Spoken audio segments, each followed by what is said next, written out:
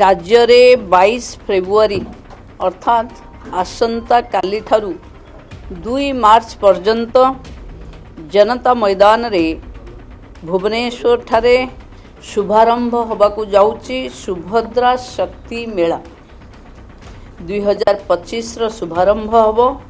आम पई गौरव रो विषय ओडिशा इतिहास रे प्रथम थर पई अनुष्ठित हेबाकू जाउथिबा ये सुभद्रा शक्ति मेला ओडिशार लोकप्रिय मान्यवर मुख्यमंत्री श्री मोहन चरण माझी कर कमल रे आसंता काली संध्यारे शुभारंभ हबो।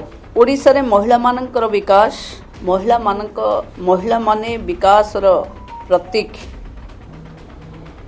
ये मेला रे विश्व को ओडिशा महिला सशक्तिकरण रो एक झलक देखैबा पई आमे प्रयास करिबो।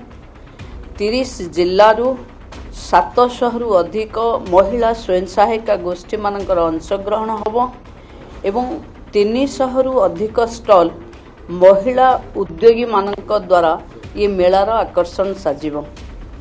ए 9 दिनिया भव्य प्रदर्शनी रे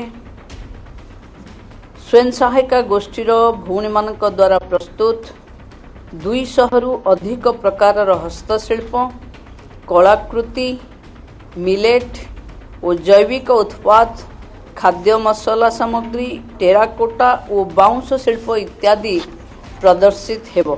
अतिथि एवं परिदर्शक माने ओडिशार ऐतिह्य संस्कृति विभिन्न कला कारीगरी कौशल सांस्कृतिक कार्यक्रम रहिबो। ओडिशार अस्मितार स्वाभिमान ओडिसी नृत्य लोककला पारंपरिक नृत्य कला जोड़ी शंख नृत्य लोकनृत्य छौ गोटीपुओ नृत्यकला दासकाठिया महारी नृत्य रणपा एवं संबलपुर नृत्य एवं व्यंग कवि सम्मेलन को अतिथि माने उपभोग करि परिबे। बड़ स्तर रे निजर उत्पाद प्रदर्शन करी स्वयं सहायिका गोष्ठी माने लोकलोचन को आसीबा सहित दीर्घमियादी बाजार संयोग सृष्टि करिवारे एही मेला गुरुत्व बहन करिवो।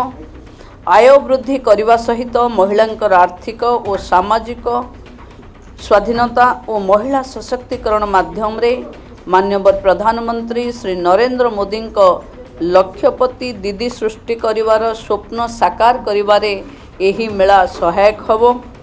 विकसित ओडिशा 2036 एवं विकसित भारत 2047 रे महिला सशक्तिकरण ये विकसित भारत एवं विकसित ओडिशा बनैबा पई महिला सशक्तिकरण हबो यार एक मूलपिंड। तेणु सुभद्रा शक्ति मेला रे अनेक एभली शक्तिर पुंज देखा मिलिबो जहा महिलांक पई एक नुआ एवं जुगंतकारी पदक्षेप हबो। तेणु मो ओडिशार समस्त माँ भौणी एंटरप्रेन्योर्स युवक माने एवं बुद्धिजीवी बंधु मान को अनुरोध करुच्ची 9 दिन व्यापी संस्कृति कला एंटरप्रेन्योरशिप महिला सशक्तिकरण ये भव्य प्रदर्शनी को बुली आसवा पाई।